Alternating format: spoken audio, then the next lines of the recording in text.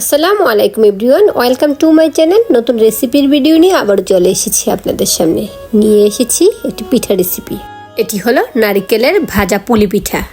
এই ভাজা পুলি পিঠাটা আমার এতটাই পছন্দের, সেজন্য আমি প্রায় বানিয়ে থাকি।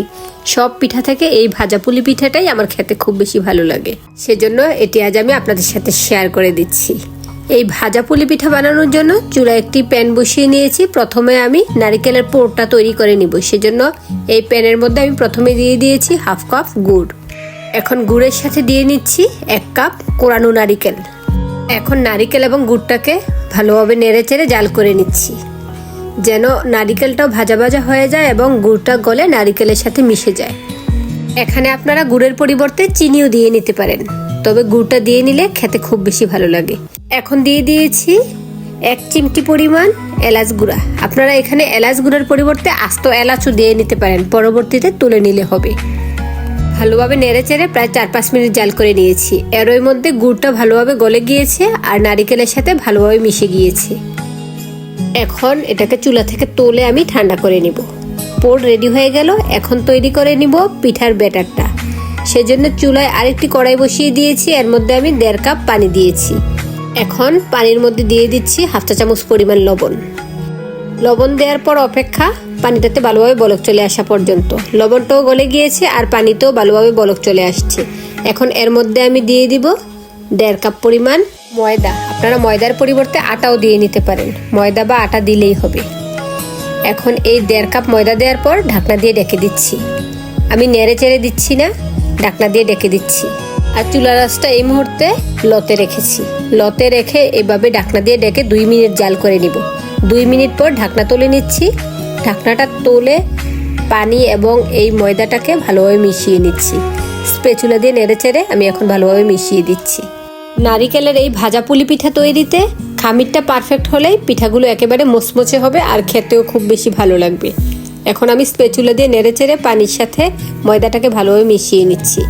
আমরা সিদ্ধ রুটির আটাটা যেভাবে রেডি করি সেভাবেই এটাও রেডি করে নিচ্ছি। স্প্যাচুলা দিয়ে ভালোভাবে মিশিয়ে নিচ্ছি।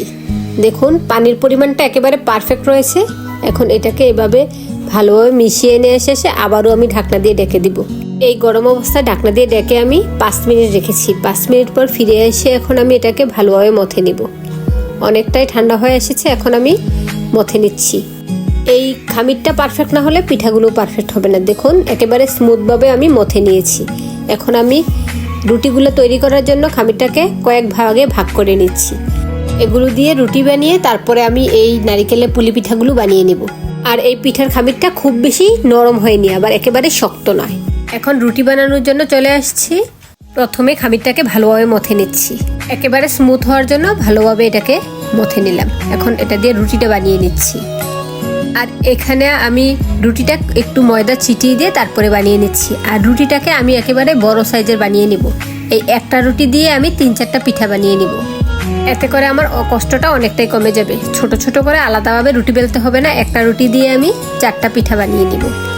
এই তো দেখুন বড় সাইজের একটা রুটি বানিয়ে নিলাম। এখন আমি একটা মাঝারি সাইজের বক্সের ঢাকনা নিয়েছি। এই ঢাকনাটা দিয়ে আমি ছোট ছোট সাইজের 4টা রুটি কেটে নিচ্ছি। আপনারাও এভাবে আমার মতো ফলো করতে পারেন, অথবা আপনারা ছোট ছোট করে রুটি বেলে তারপরে এই পিঠাগুলো বানিয়ে নিতে পারেন। আমি সহজ পদ্ধতি অবলম্বন করি, সেজন্য আপনাদের সাথেও সহজ পদ্ধতি শেয়ার করছি। দেখুন 4টা রুটি কাটা হয়ে গিয়েছে। এখন এগুলা দিয়ে আমি একটা একটা করে পিঠা বানিয়ে নেব। এখন আমি পিঠাগুলো বানিয়ে নিচ্ছি। রুটির মাঝ বরাবর আমি 1 চা চামচ পরিমাণ নারিকেলের পোড় দিয়েছি। তৈরি করে রাখা নারিকেলের পোড়টা দিলাম। এখন রুটিটাকে ভাঁজ দিয়ে নিচ্ছি। ভাঁজ দিয়ে সাইডটাকে আটকে নিচ্ছি এবং আঙ্গুল দিয়ে চেপে চেপে সাইডেরটা ডিজাইন করে দিচ্ছি। আপনারা ভিডিওটা লক্ষ্য করলে বুঝতে পারবেন কিভাবে আমি এই নর্মাল ডিজাইনটা করে নিচ্ছি। অবশ্য আমি এই নারিকেলের পুলি পিঠার রেসিপি আপনাদের সাথে এর আগেও একবার শেয়ার করেছি। সেখানে আমি প্রায় 18 ডিজাইনের ডিজাইন দিয়েছি। আপনারা চাইলে ওইটা খুঁজে দেখে নিতে পারেন। দেখতে চাইলে আমার চ্যানেলটি ঘুরে আসেন, তাহলে আপনারাও দেখতে পারবেন কয়েক ডিজাইনের ওই নারিকেলের পুলি পিঠাটা আমি কিভাবে তৈরি করেছিলাম। একইভাবে আমি সবগুলো পিঠাই তৈরি করে নিচ্ছি। আর এভাবে বোতলের ঢাকনা দিয়ে আমি কেটে নেওয়াতে সবগুলো পিঠা একই সাইজের হয়েছে। আমি আঙ্গুল দিয়ে চেপে চেপে এই ডিজাইনটা করে দিচ্ছি। আপনারা আপনাদের পছন্দ অনুযায়ী করে নেবেন। ডিজাইন করতে চাইলে আমার ওই ভিডিওটা দেখে আসেন। সবগুলো বানানো শেষে এখন আমি ভেজে নিব। সেজন্য চুলায় একটি প্যানে তেল বসিয়ে দিয়েছি। তেলটা কিছুটা গরম হওয়ার পর আমি একে একে পিঠাগুলো দিয়ে দিচ্ছি। তেলটাকে খুব বেশি গরম করা যাবে না, আর চুলার আঁচটাও মিডিয়াম লোতে রাখতে হবে, তা না হলে পিঠাটা মচমচে হবে না, উপর দিয়ে কালার চলে আসবে। অল্প আঁচে ভেজে নিলে এই পিঠাটা একেবারে মচমচে হয় আর খেতেও অনেক বেশি ভালো লাগে। ভিডিওটি আপনারা কে কোথা থেকে দেখছেন আমাকে কমেন্ট করবেন। আর ভিডিওটি ভালো লেগে থাকলে এখনই একটি লাইক দিয়ে দিন, এবং চ্যানেলে নতুন হয়ে থাকলে চ্যানেলটি ঘুরে আসেন, অনেক ধরনের ভিডিও রয়েছে। ভালো লেগে থাকলে চ্যানেলটি সাবস্ক্রাইব করে পাশে থাকা বেল আইকনটি বাজিয়ে দিবেন, এতে করে আমি নতুন ভিডিও দিলে নোটিফিকেশন সবার আগে আপনার কাছে পৌঁছে যাবে। দেখুন এপাশ ওপাশ করে পিঠাগুলো ভেজে নিচ্ছি। পিঠাগুলোতে একটা সুন্দর কালার চলে আসছে, গোল্ডেন ব্রাউন হয়ে আসছে। এখন আমি ছাঁকনি দিয়ে ছেঁকে পিঠাগুলোকে তুলে নিচ্ছি। আর দেখুন মাশাআল্লাহ সবগুলো পিঠাই একেবারে পারফেক্ট হয়েছে, আর কালারগুলো অনেক বেশি সুন্দর এসেছে, আর পিঠাগুলো একেবারে মচমচে হয়েছে। মচমচে এই ভাজা পুলি পিঠাটা খেতে আমার খুবই বেশি ভালো লাগে। আপনারাও আমার রেসিপিটি ফলো করে এই ভাজা পুলি পিঠাটা বানিয়ে খাবেন, তাহলে দেখবেন আপনাদেরও অনেক বেশি ভালো লাগছে। আর যদি বানিয়ে থাকেন তাহলে আমাকে কমেন্টে জানাবেন আপনাদের এই ভাজা পুলি পিঠাটা খেতে কেমন হয়েছে। দেখুন একেবারে মচমচে হয়েছে আর খেতে অনেক বেশি সুস্বাদু হয়েছে।